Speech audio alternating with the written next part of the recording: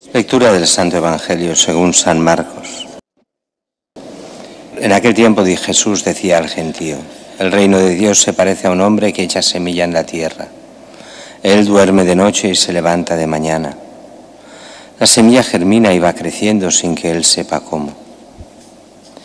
La tierra va produciendo frutos sola, primero los tallos, luego la espiga, después el grano. Cuando el grano está a punto se mete la hoz, porque ha llegado la siega. Dijo también: ¿con qué podemos comparar el reino de Dios? ¿Qué parábola usaremos? Con un grano de mostaza que al sembrarlo en la tierra es la semilla más pequeña, pero después de sembrada crece, se hace más alta que las demás hortalizas y echa ramas tan grandes que los pájaros del cielo pueden anidar a su sombra. Con muchas parábolas parecidas les exponía la palabra, acomodándose a su entender. Todo se lo exponía con parábolas, pero a sus discípulos se lo explicaba todo en privado. Palabra del Señor. Gloria a ti, Señor Jesús.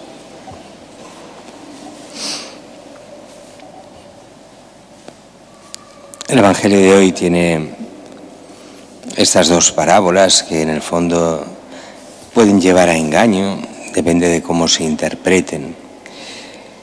Hay una interpretación justa, pero hay una interpretación injusta. ¿Cuál es la justa? Es evidente. Dos parábolas sobre cómo crece el reino de Dios. Sería casi como decir cómo crece la Iglesia. Esta Iglesia que crece simplemente por la palabra de Dios, de forma misteriosa, va creciendo. Nadie sabe cómo. Mejor dicho, sí que se sabe cómo, pero no se ve. La gracia de Dios actúa. La primera es ese crecimiento. El que siembra duerme y así todo continúa creciendo, pero hay que sembrar. Y muchas veces uno dirá, y a veces hay que cuidar la tierra, y si no llueve hay que regar. Pero al final es la fuerza intrínseca de la misma semilla la que hace crecer, es la fuerza de la gracia de Dios la que hace crecer, no solo lo que hagamos nosotros. Pero es verdad que también lo que hace cada uno tiene su importancia enorme, y eso lo veíamos en la primera lectura, en la carta a los Hebreos, cómo actuaron esos primeros cristianos en medio de todas las dificultades. Recordad, dice, aquellos días primeros en que recién iluminados, la iluminación era el bautismo, recién hechos cristianos, soportasteis múltiples combates y sufrimientos, unos expuestos públicamente a oprobios y malos tratos, otros solidarios con los que eran tratados así, con el sufrimiento de los encarcelados, aceptasteis con alegría que os confiscaran los bienes. Así no renunciéis pues a vuestra valentía, que tendrá una gran recompensa. Y continúa pidiendo pues esta acción de aceptar la voluntad de Dios, de buscar a Dios siempre, de no dejarse llevar por el mundo.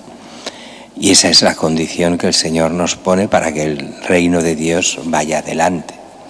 Y eso nos va bien también en esta fiesta de Don Bosco. Sabéis que Don Bosco, uno de los grandes santos del siglo XIX, y además de estas personas no solo santas, sino inteligentes, y además de inteligentes en el buen sentido, pillos, los que sabían lo que se tenía que hacer, los que no se dejaban amedrentar para nada.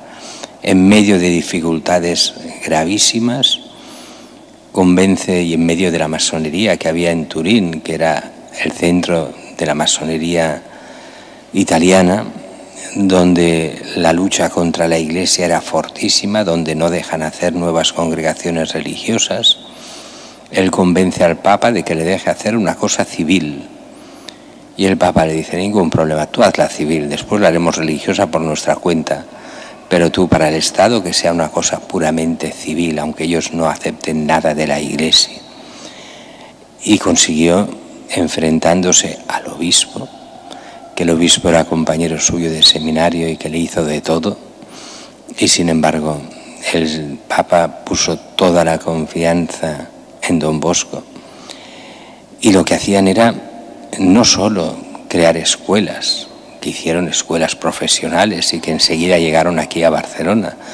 De hecho, en vida, en los años 80 del siglo XIX, el mismo Don Bosco, pocos años antes de morir, vino a Barcelona a visitar precisamente las escuelas profesionales que se habían creado aquí en Barcelona. Aquí nos hizo el famoso milagro de las nueces, de la multiplicación de las nueces, que lo hizo aquí en la Bonanova, en las escuelas, bueno, al lado de lo que hoy es la parroquia de Santa María Auxiliadora, donde estaban las escuelas profesionales, las primeras que se hicieron, que hicieron los salesianos y las salesianas, o las hijas de María Auxiliadora, llamadas normalmente salesianas. Pero ¿qué diferencia había entre aquel momento y ahora?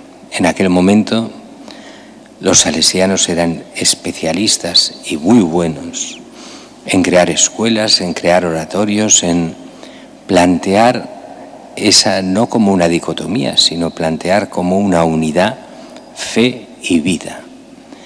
La conversión, el ser cristiano, lo que llamaba Don Bosco la educación preventiva, y esa educación preventiva era desde la fe, para que se educasen gente para hacer el bien y que tuviese esa formación que les liberase de ser esclavos de ese capitalismo salvaje propio del siglo XIX. Y con esa formación, esos estudios, ellos pudiesen trabajar bien, ganarse la vida bien y vivir y hacer familias cristianas bien. ¿Qué es lo que pasó con los años? Y esto sobre todo ya a partir de los años 60 y 70 aquí en Barcelona y en muchos otros sitios. Se perdió la visión cristiana. Los salesianos, muchos de ellos, se convirtieron en funcionarios de escuelas. Perdieron muchísimas vocaciones, ya no eran los salesianos los que de verdad llevaban la escuela. Se contrataron a muchísimos maestros laicos, muchas veces sin fe, y no se educaba en la fe a los críos, se educaba simplemente pues para que sacasen los títulos como cualquier otra escuela. Eso hizo un daño inmenso, de hecho llegaron a una crisis muy fuerte. Yo recuerdo cuando todavía no era sacerdote, era seminarista, una conversación con el provincial del norte de Italia, y me quedé horrorizado porque no sabían qué hacer. Y yo les decía, pero ¿cómo que no sabéis qué hacer? Si lo vuestro es la educación preventiva, si el carisma de Don Bosco es magnífico y tenéis muchísimas escuelas. Ellos, con esa mentalidad izquierdista que salía ya en aquella época, decían, no, es que nosotros somos ya solo al servicio de unos niños que ya no creen en nada, que son de familias descreídas, ya tenemos, simplemente somos funcionarios de escuelas para ricos, y no entendían todo el bien que podían hacer en esas escuelas. Años después, hablando con gente que había estudiado en esas escuelas de salesianos, decían, no, el trato era bueno, realmente éramos muy amigos, y lo somos todavía, de los salesianos, pero no nos han dejado el pozo de la fe. Prácticamente nadie es practicante, o muy pocos. Pero tenemos muy buen recuerdo de la escuela. Y dices, ¿qué ha fallado allí? Ha fallado la educación cristiana. Sí, han educado, pero en valores cívicos, en que tenían que tener buenos trabajos, pero no educaron en la fe y desde la fe, que en el fondo es lo único importante, porque todo lo demás es solo un medio para poder llegar a lo que es realmente importante, que es la comunión con Cristo y la vida eterna.